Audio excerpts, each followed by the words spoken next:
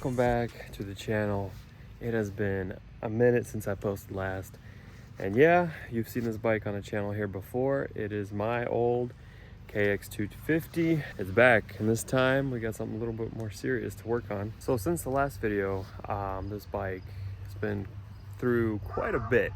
I'm gonna throw up a picture here of what it's gone through. In the last tune-up that I did a video on it. You know, everything was fine, but the top end was getting pretty weak. Head needed to be sent out, but decided to wait, and we decided to go on a 22-mile loop here not too long ago, and the bike didn't make it. It was smoking more than the two-stroke, and it blew up. We were about 16 miles in, or 14 or 16 miles, and it blew up, so we ended up pretty much trailering it back to the truck. That was a trip of its own, but anyway. So this video is just gonna be a full rebuild. We're gonna revive this thing and get it back to life. So I'm not gonna start it. It might start, but it is crunchy. I don't know if I'll be able to.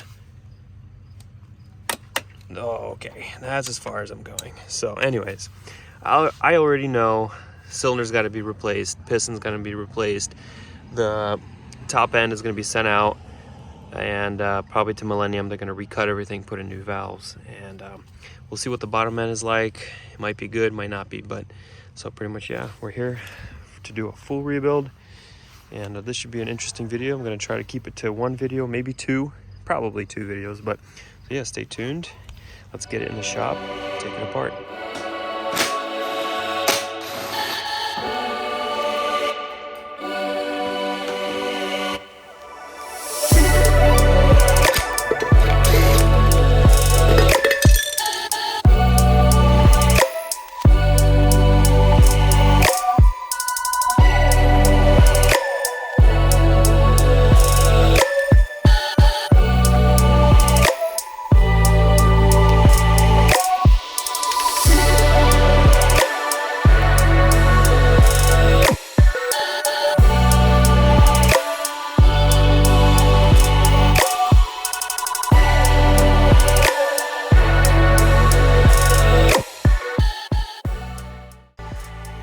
Took the valve cover off. Look at this. Something went wrong. Looks like a failed timing tensioner possibly. Oh boy. So it is there. So nothing backed out.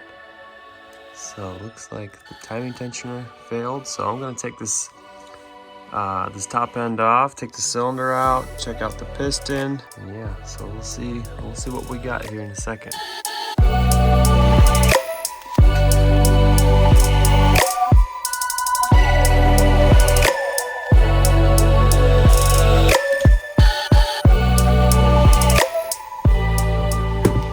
Some of these bolts out, these Allen heads, otherwise I could have taken it apart. Cylinder, or head and then cylinder, but today just doing it differently, I guess. Excited to see what this cylinder is going to look like. I'm going to show you the crank here in a second. I'm going to keep it a surprise. There we go. Wow, the cylinder looks pretty good. I thought it was going to be destroyed. Here are the valves. They are caked with oil buildup because oil was getting by, so I think the seals are worn out. No damage. I was expecting a lot worse. Here's the cylinder. I don't think there's a single nick on it. There's some dirt in there that I just got in, but other than that, I don't see any cracks anywhere. So we might be able to reuse this one, or we could replace it with the Cylinder Works kit, you know, back to standard bore, because this one does have 100 hours on it. Or I guess the option is to send it out and get it replated. So I'm not sure what we're gonna do, but we'll think about it. All right, so here's the piston. It looks pretty good for 100 hours for an original. There's no damage on it anywhere. Rings are free, just some buildup on top, nothing serious. But I did notice that the pin, you see that? It moves up and down. It's worn out. So either the piston's worn out or this pin, either or. I would not reuse this thing. So as far as the bottom end, a little bit of an unfortunate information here. We got play up and down. So Side to side like usual. Every other mechanic likes to say side to side play is fine. But up and down, just a hair. So bottom end has to be taken out, fully taken apart, and we are either going to buy a brand new crank, OEM, or I'm going to send this out to Millennium and have them press in a new connecting rod. So yeah, so that's where we're at. We're just going to see what is cheaper. Honestly, it might be a little bit more to buy a brand new crank, but it'll be here in a few days.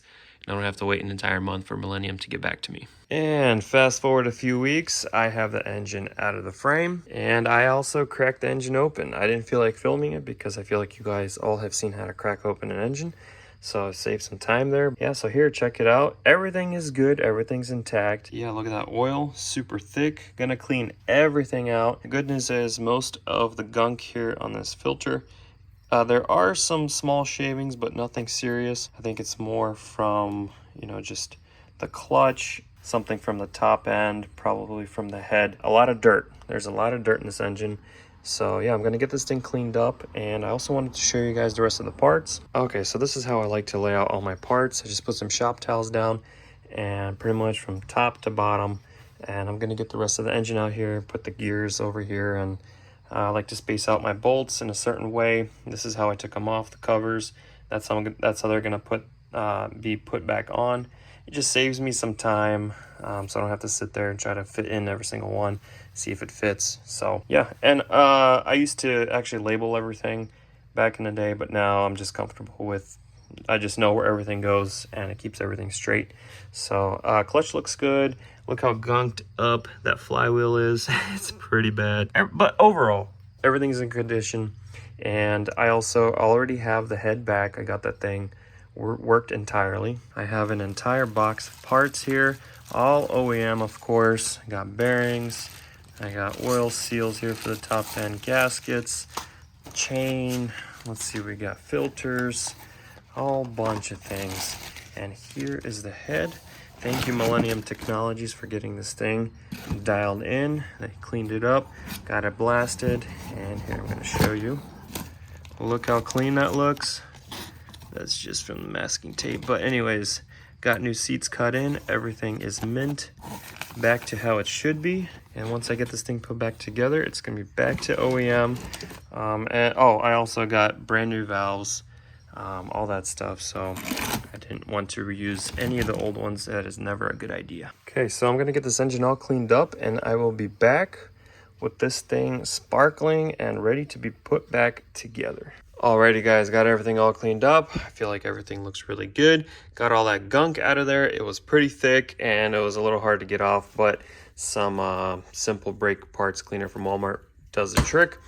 And I also replaced the main bearings here. Super easy to do. All I do is, you know, you got to get the old ones out, and the best way to do it is just to heat it up. They'll fall right out. You can slide the entire case into an oven and all the bearings will fall out if you need them. But so heat is your best friend and cold is your best friend. So I slid in the new bearings into the freezer overnight, and then just now I heated up these case halves right here in the center until I start seeing smoke. That is my cue to put in the new bearings. So the new bearings slide right in. If they don't, you can use a bearing driver and get those things in there with some persuasion. So while we're on the topic of things, you know, how I like to do things, I like to use this Lucas Oil Assembly Lube. Been using it for a lot of years. Really good stuff. And also I'm going to be using this thread locker throughout the entire engine. Stuck nuts. This will be linked down in the description below. This is made here in the USA, and this is really good stuff. It's also made for a good cause, to keep our trails open. There's a lot of trails that are being shut down, especially in the state of Colorado. But support these guys, Stuck Nuts, link down in the description. Also, there's going to be a discount code. 10% off, use Motion 10, and that'll get you a discount. So anyway, so now it's time to assemble everything inside this engine, get the crank in here, get the rest of the transmission, and seal this thing up. And yeah, hopefully get it back in a frame, get it started, and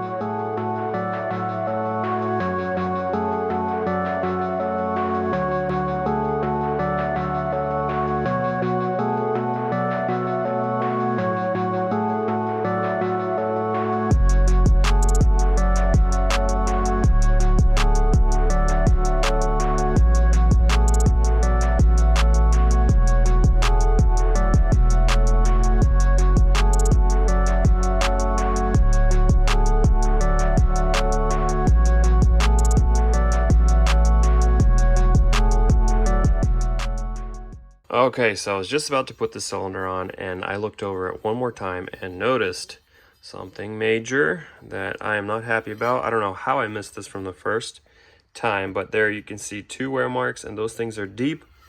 I can feel that with my finger, not even with my fingernail.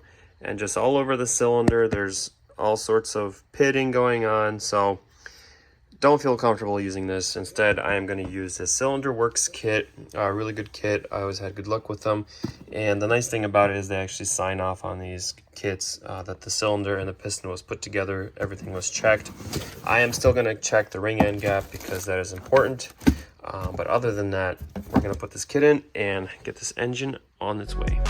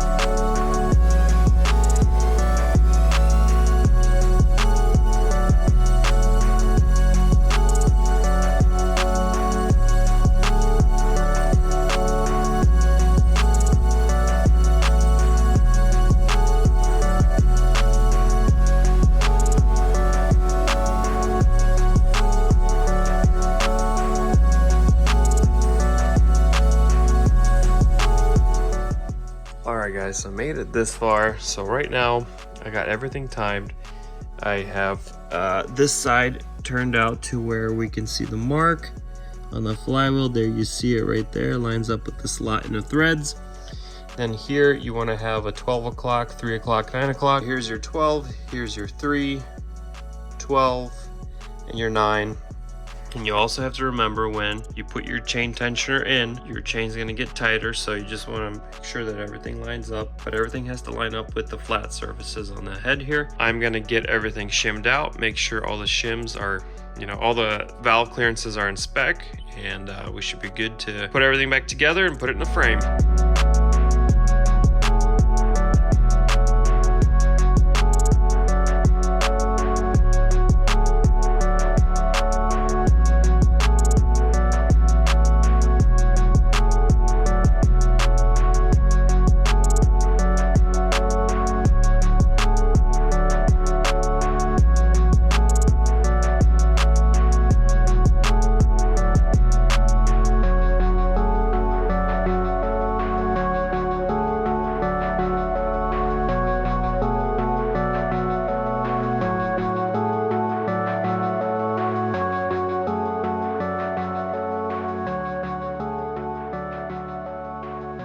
All right, and the engine is all complete. Got this thing all figured out. So I got the top end all wrapped up. Everything is torqued down, and it's ready to be put back on the frame. And I'm not gonna record that part. I'm just gonna put it on and we'll catch you guys when it's ready to start. And here we are. The bike is together. Everything is put back where it should be. I believe I have everything connected. I usually don't have it this complete whenever I do a first start, but I feel kind of confident in starting this thing. So I hooked up everything, got fresh oil, coolant. I believe all the connectors are all connected that I know of. So we're gonna hop over and give a few kicks.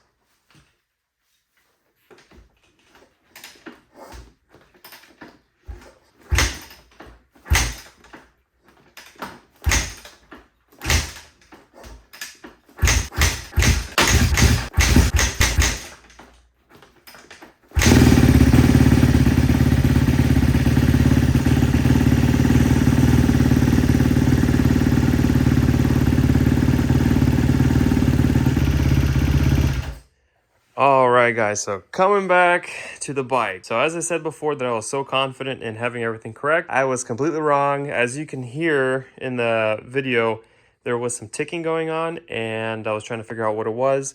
I figured out that it was pretty much my valve floating, so my intake valves were way out of spec. I have no idea how I let that slide through, but took everything back apart. Well, just the top end, re-shimmed it, and the ticking is completely gone. Engine sounds brand new. Check it out, listen to this.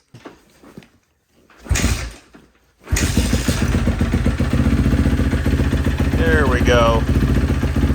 No more ticking. Alright guys, that's a wrap on this bike. Got everything put back together. Everything is working, no issues. So I'm glad this bike is finally finished. Hope you guys enjoyed this one. We'll see you on the next one.